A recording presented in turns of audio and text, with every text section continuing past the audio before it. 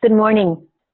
My name is Cindy Hackett, and I serve you as a member of the Board of Trustees of the Tahoma Unitarian Universalist Congregation. Thank you for joining us from far and near on this most spectacular morning. My current church space, like yours, is our home. We miss being in actual community, but we love that we can gather in virtual community. We sing, we laugh, we cry. We say the chalice lighting and closing words. And we support this beloved community with our financial resources as we are able. We are a community of people seeking truth, justice, and love. We are of varied ages, races, gender identities, sexual orientations, economic status, and spiritual foundations. Whoever you are, and whatever gifts, joys, and sorrows you bring, we welcome you to join our caravan as we make this enlightening journey together.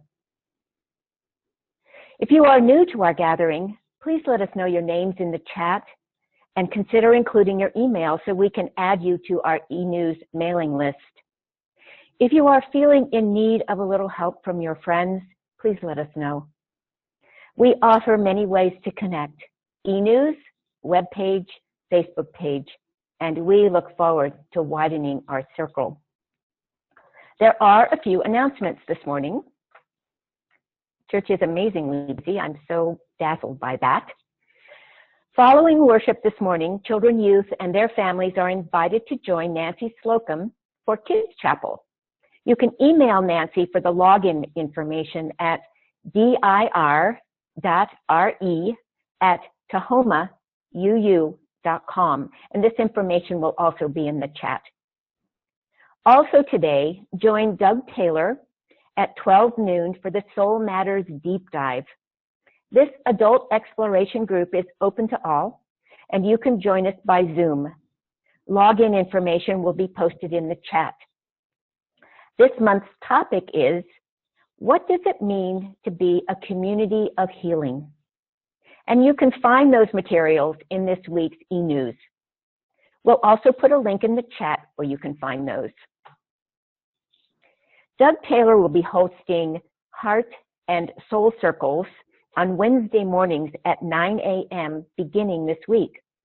More information can be found in this week's e-news, and you can find the e-news from our webpage.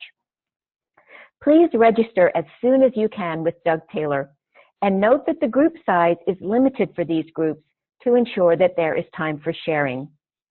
And on Wednesday, August 5th, Arian Babcock, our intern minister, will be offering Star Wars Theology, an adult religious exploration program that is open to all. May the force be with you to join in this fun discussion. And now, let us center our hearts and our minds. Breathe in, breathe out, smile, and prepare to gather in worship together.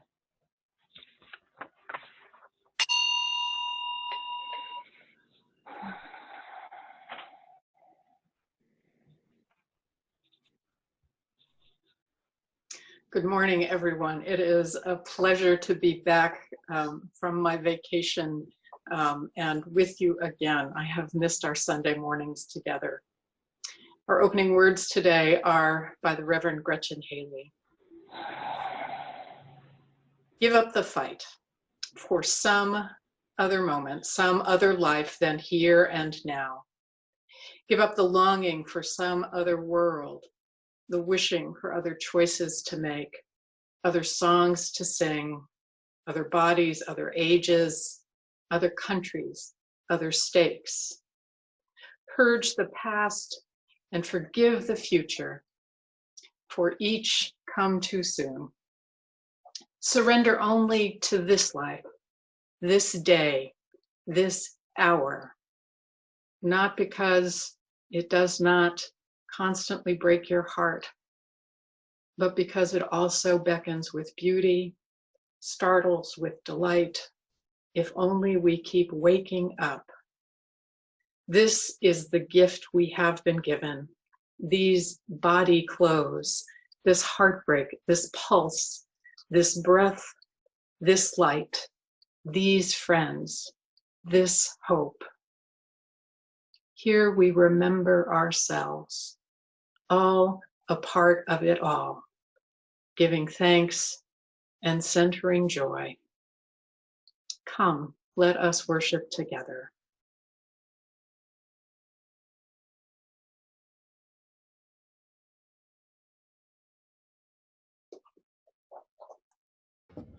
Now is the time that we light our chalice.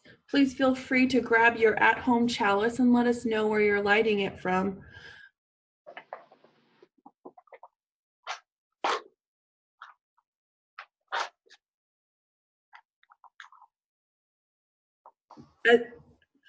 Sorry, I was muted.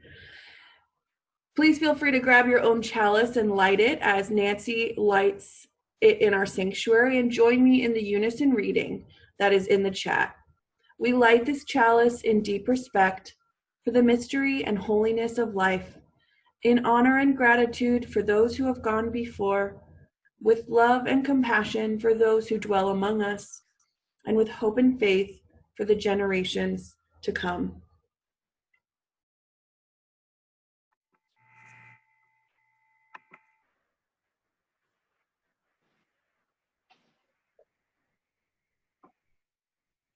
Good morning. I'm Nancy Slocum. I am the Director of Religious Exploration for Children and Youth here at Tahoma Unitarian Universalist Congregation. It's such a joy to be with you this morning, although I can't wait till we're back together again. I miss seeing you all. This is the time when we ask the kids to come on up to hear a story. So kids, gather around the computer screen or get the screen up close. And let's talk a little bit.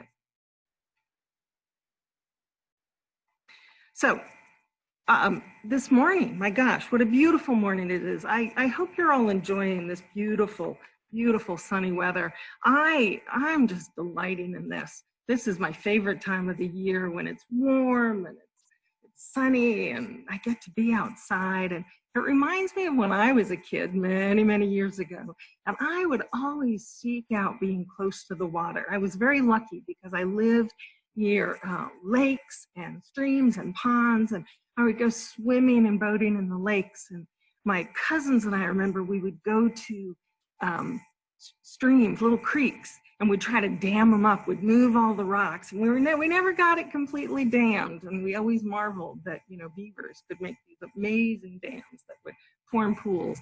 But we would try. And the other thing that I just love to do is going to ponds, because in ponds there's so much life that you see. There's all kinds of insects and fish and amphibians and everything.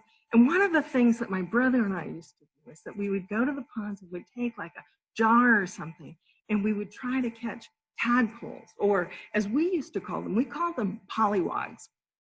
We would go and we would try to catch polywogs in our jars so we could look at them. So if you've never seen a polywog, I have a picture of one here. I'm gonna hold it up so you can see. It's kind of a funny little thing, and they swim around in the pond. And they were always very interesting to look at. And we would always put them back in the water when we were done.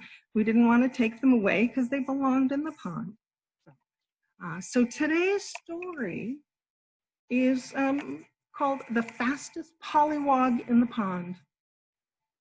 So our poliwog hatched from an egg, and she quickly learned how to wag her tail that would make her move forward. So stand up. Let's see you wag your tail, swimming around like a poliwog, right? Swimming and swimming and swimming. And our poliwog, she loved swimming. And she would see the other bigger polywogs swimming by really quickly. And she'd think, I want to be able to swim like that. And she would practice and practice and practice. And she learned that sometimes the polywogs would have races. And so she really was working hard.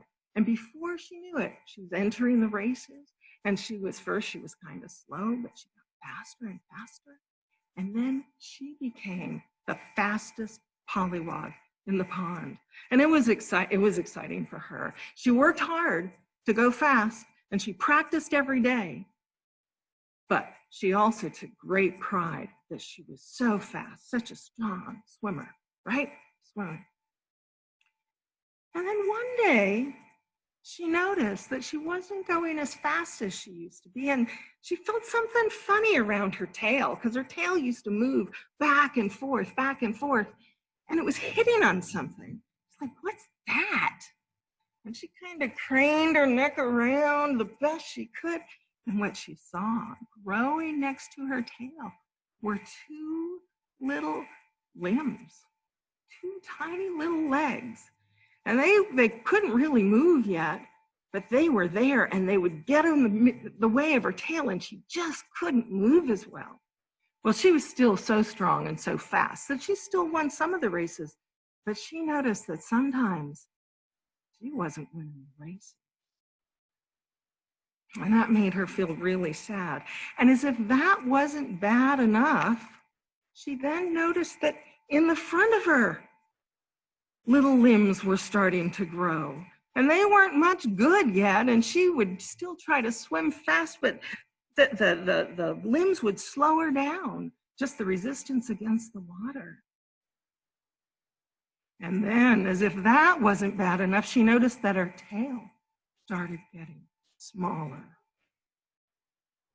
And she felt really sad about these changes that were happening to her. She wondered if she was ever going to win races again.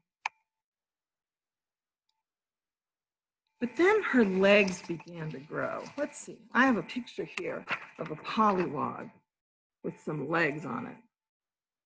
And as her legs began to grow, she started to realize she could kind of move them. Have any of you learned, like, we used to call it a frog kick, that we could move our legs like this when we're swimming?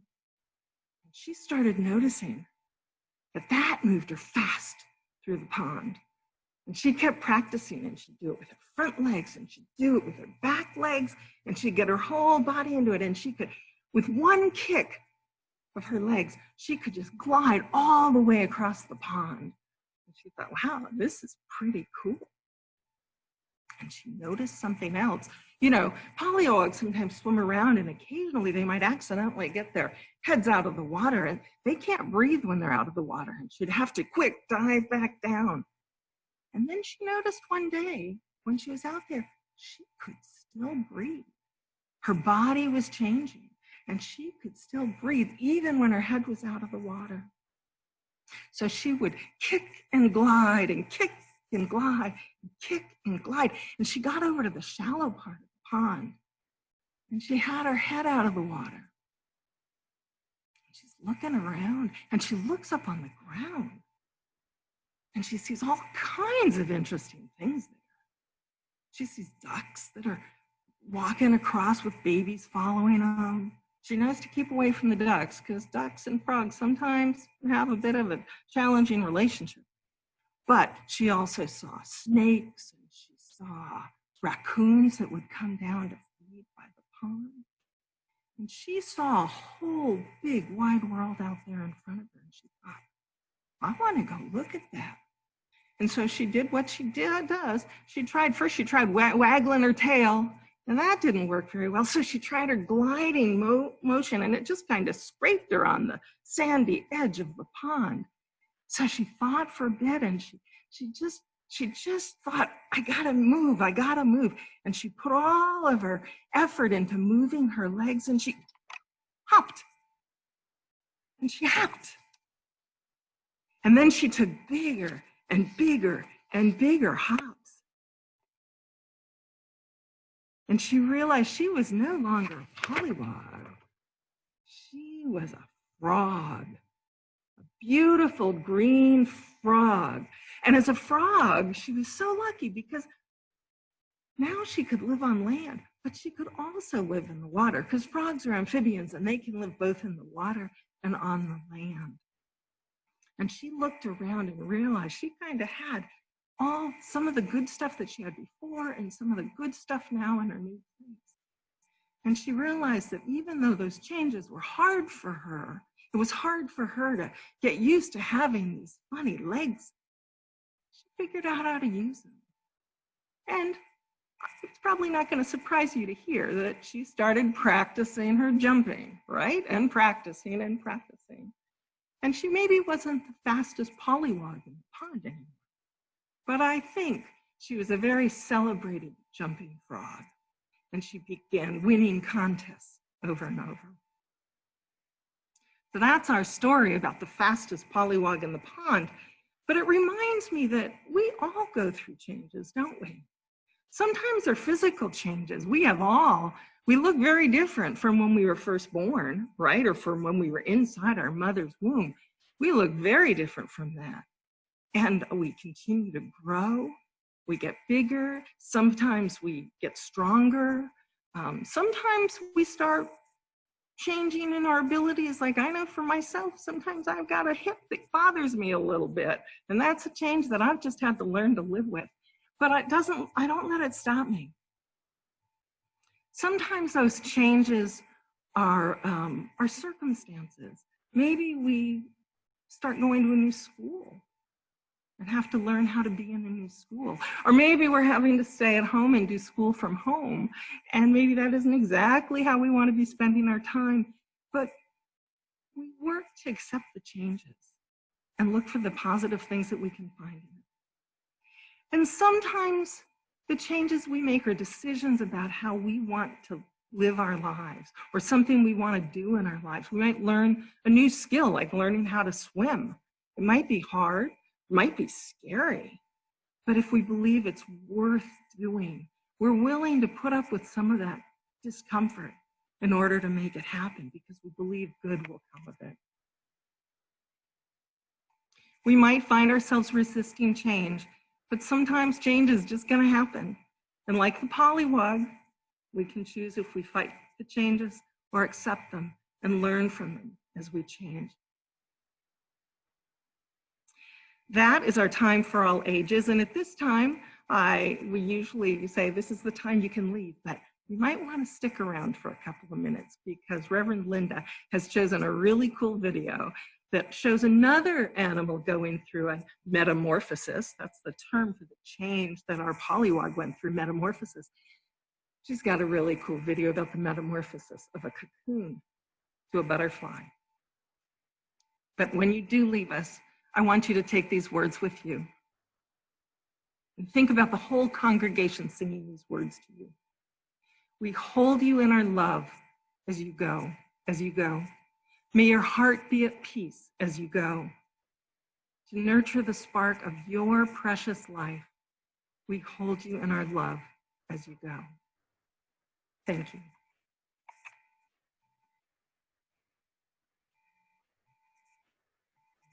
Thank you so much, Nancy.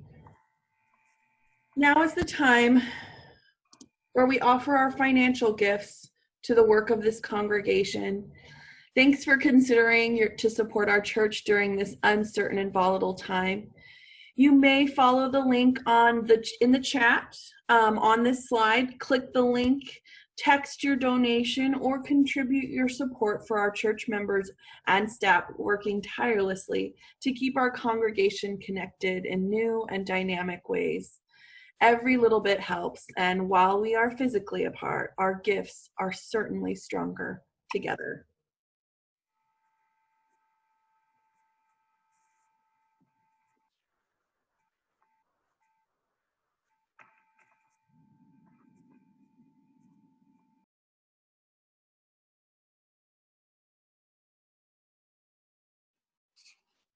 My friends, let us pause for a few moments of quiet reflection together, a time for meditation or prayer, simply being in stillness, following your breath, whatever is best for you. I'll invite this time with some words by Jan Richardson, her poem, "This Grace That Scorches Us."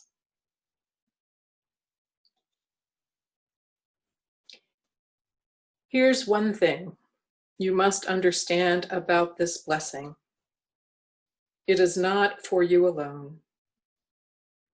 It is stubborn about this. Do not even try to lay hold of it if you are by yourself. thinking you can carry it on your own. To bear this blessing, you must first take yourself to a place where everyone does not look like you or think like you, a place where they do not believe precisely as you believe, where their thoughts and ideas and gestures are not exact echoes of your own. Bring your sorrow, bring your grief, bring your fear, bring your weariness, your pain, your disgust at how broken the world is, how fractured, how fragmented by its fighting, its wars, its hungers, its penchant for power, its ceaseless repetition of the history it refuses to rise above. I will not tell you this blessing will fix all that. But in the place where you have gathered, wait, watch, listen. Lay aside your inability to be surprised, your resistance to what you do not understand. See then whether this blessing turns to flame on your tongue, sets you to speaking what you cannot fathom, or opens your ear to a language beyond imagining that comes as a knowing in your bones, a clarity in your heart that tells you this is the reason we were made, for this ache that finally opens us, for this struggle, this grace that scorches us toward one another and into the blazing day. Let us pause in stillness together.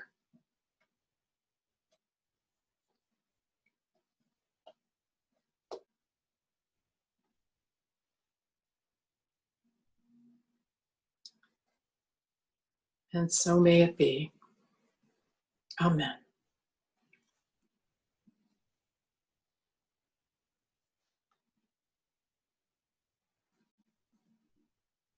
Our reading today is mostly of a caterpillar transforming into a moth. The process is different from what most of us think about how it works, though. It's not just a matter of a bug making a chrysalis and growing some new parts. It's well described in this excerpt by Tibi Puyu, an article from the ZME Science website. The caterpillar's metamorphosis from a tree clinging, 12-legged pest into the majestic flying butterfly is a frequent metaphor for total transformations.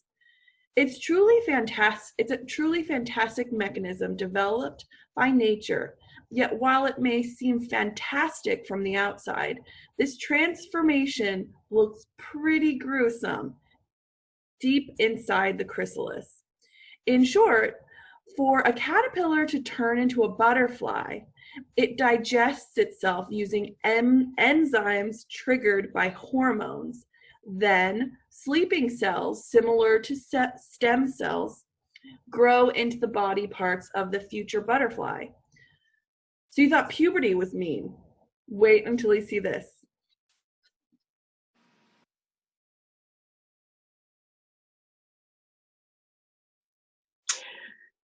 It's pretty amazing, isn't it?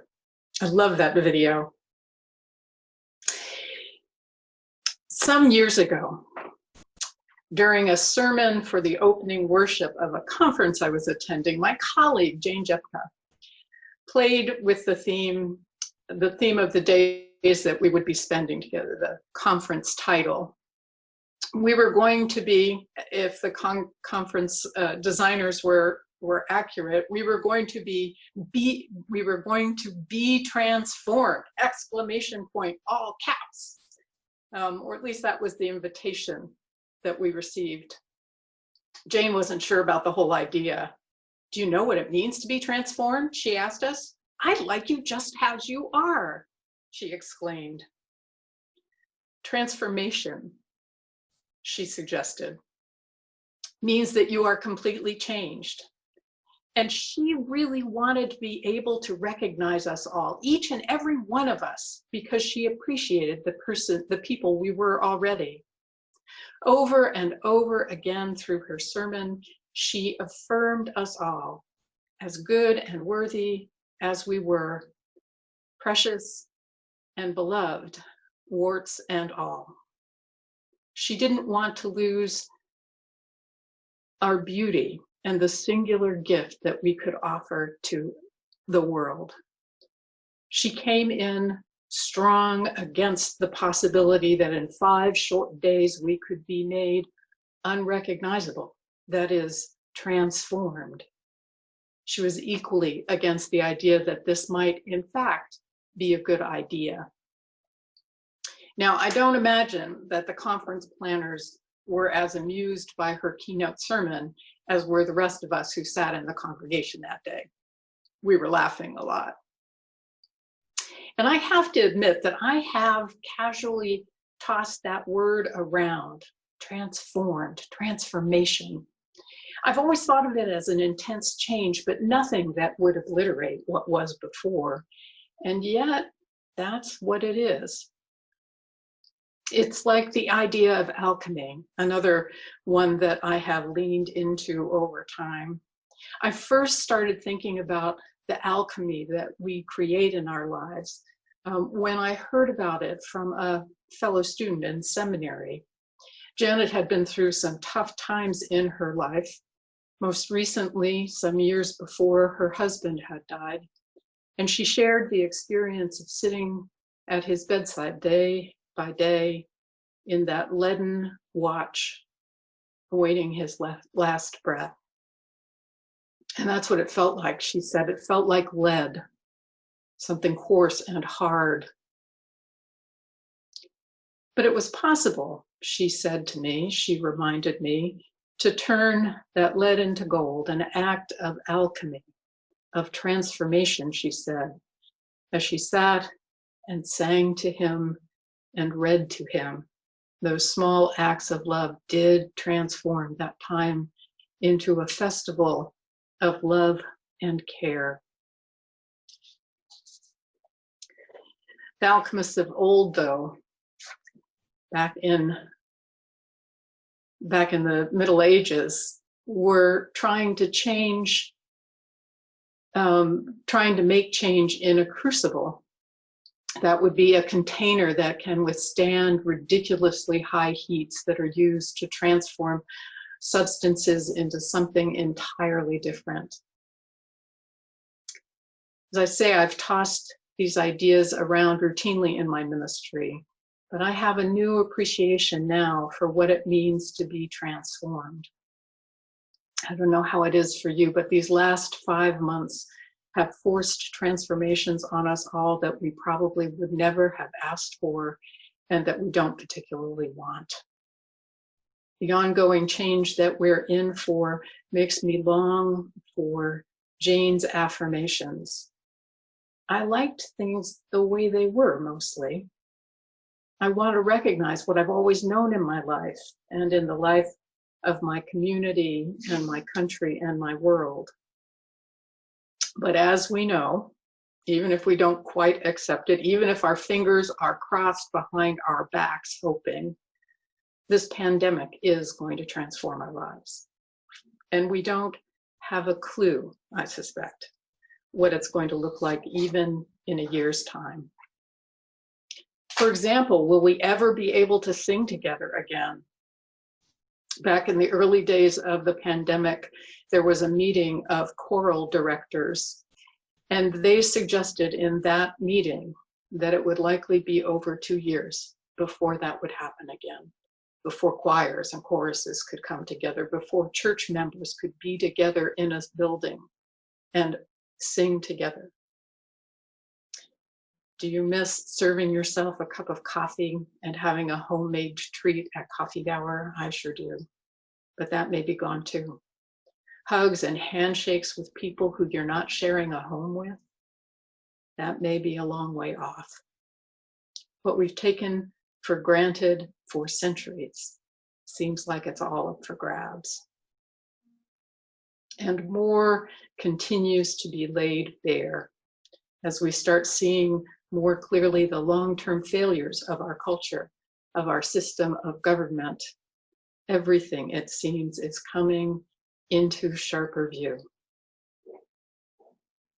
Transformation isn't, as we might have thought and hoped, that steady movement onward and upward forever and ever. Amen. Transformation, I think, is probably not mostly incremental. Rather, it is cataclysmic. And butterflies and moths can show us just exactly how cataclysmic transformation is. Perhaps, like you, I've always thought metamorphosis was a simple matter of a caterpillar making a special little home and then growing some new parts. I may have known about this whole turning completely to goo and then completely building a new creation, but I have forgotten it over and over again if it was ever the case. Transformation is dissolving the creature that has been and making it anew. That right there is straight up terrifying to me. We've seen clearly what happens when we reopen for business if nothing has changed enough. The small changes like erecting plexiglass barriers between us and our cashiers isn't going to make it all better. We have to transform our practices and our expectations, our ways of being together and connecting much more profoundly than we want to. We can see it across the country. As well, in this time, there's been an awakening about systemic racism in the wake of George Floyd's death. Books by Black authors, even ones that are years old, have surged into the New York Times bestseller list and have stayed there over months. People have taken to the streets, we hope in masks mostly, and social media has blown up with hashtags promoting greater awareness, with proclamations of Black Lives Matter, calling out to say her name, calls for justice to prevail. Black activists, I have to note, are asking if anyone is actually reading those books that they're buying. And they're waiting to see if any of this really sticks or if this is just performative again. It's not enough to make a few changes or chant a few slogans. We have to transform. And all of it will take work. Letting go of how it has been and envisioning something better and something safer for everyone, no exceptions. I think we can be guided in this process, as are the caterpillars. You see, when they turn to liquid, there are some small parts that do remain. In the reading, it said, Janina mentioned something about there being special cells that are kind of like stem cells. Well, they're called imaginal discs. The caterpillars leave behind imaginal discs. These are what create what hasn't been there before. The wings and the feelers, these are what make the legs that are ready for flight rather than crawling.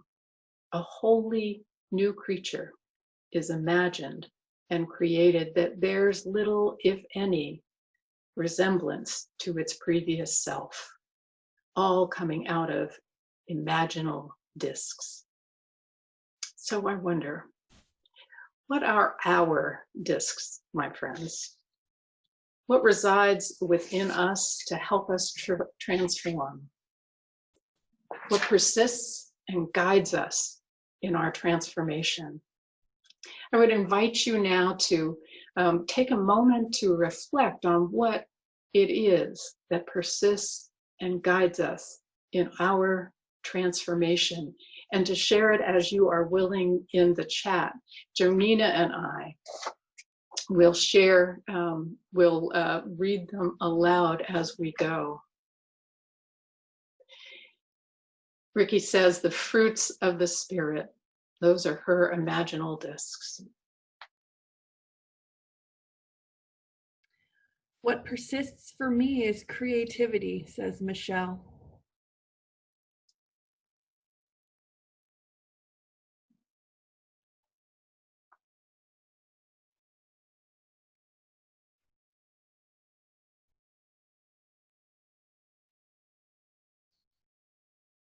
Love will guide us. Breck says loving those loving those who hate. Hope.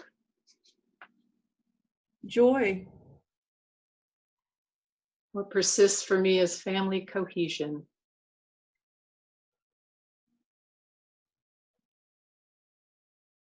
Sorry. It's okay. Our interconnection. Listening and opening my heart to others. Love, caring, exploring. Transformation will come when we all share our treasure with those who have none. Spirit of life, come unto me and you. Water.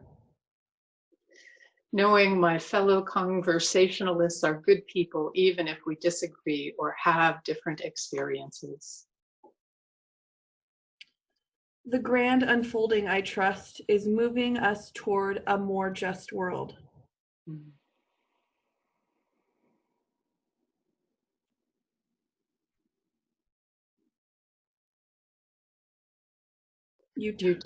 Go ahead. Utopian science fiction, Star Trek. The open mind that is part of the living tradition.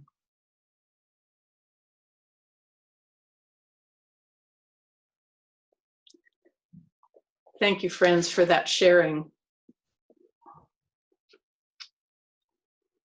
I'll tell you what a few of my my answers are for right now. The first is our ability to see what has long been broken. The casual racism, as well as the deep systems that perpetuate harm to whole populations, and the vast intersections with other oppressions, sexism, ableism, ageism. We must see clearly what is there and listen well to those most affected. Second, a vision for what is possible, unbounded by what we've tried and thought impossible. Third, a willingness to try and fail and try and fail. Each time, I hope, failing better.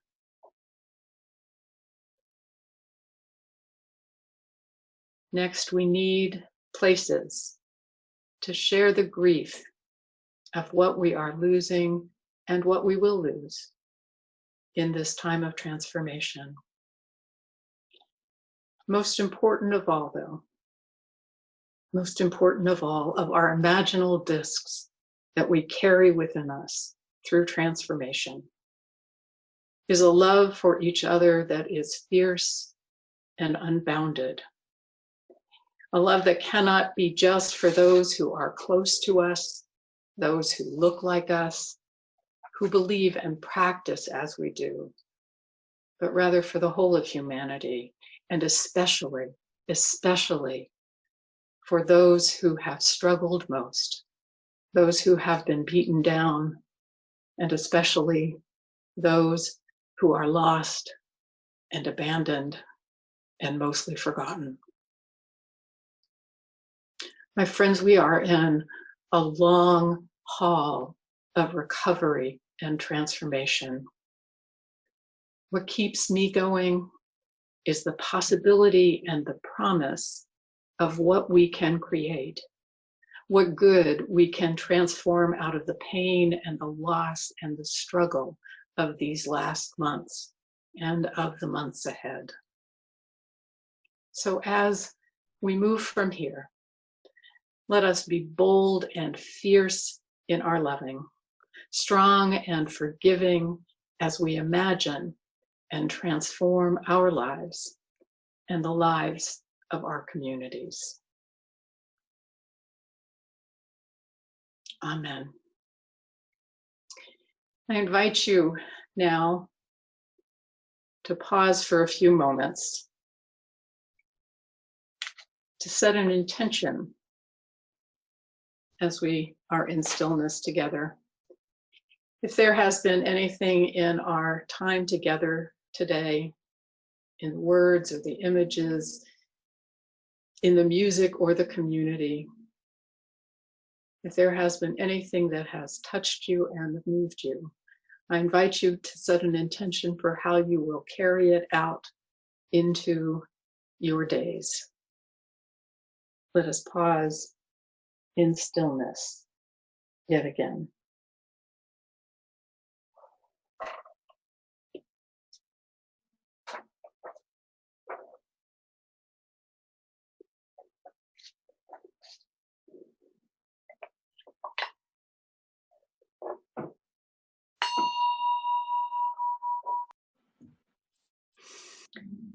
Our closing words from Ann Tyndall, a favorite blessing for many years.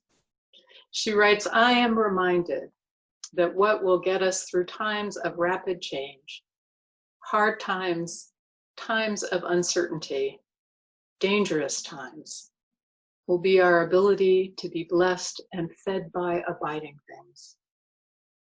The manifold blessings of the sun rising in the morning, the song of a bird heard as if for the very first time, the stillness of the night, the smile of a baby offered to you as if she had been waiting just for you, the faithfulness of lovers and friends, the hand outstretched in reconciliation, trembling, touching through the barriers of estrangement, healing again and again, the persistence of love, the persistence of love, the persistence of love. In this time, may you know more blessings than curses. May your hand reach out more than clench. May you be claimed more by love than indifference, more by hope than by fear or cynicism.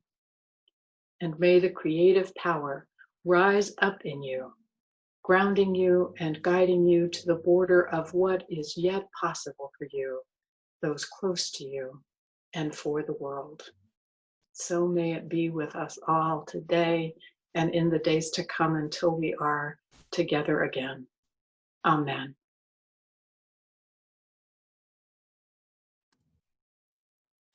Please join me in the unison reading that you can find in the chat as Nancy extinguishes our chalice. We extinguish this flame, but not the light of truth, the warmth of community, or the fire of commitment. These we carry in our hearts until we are together again.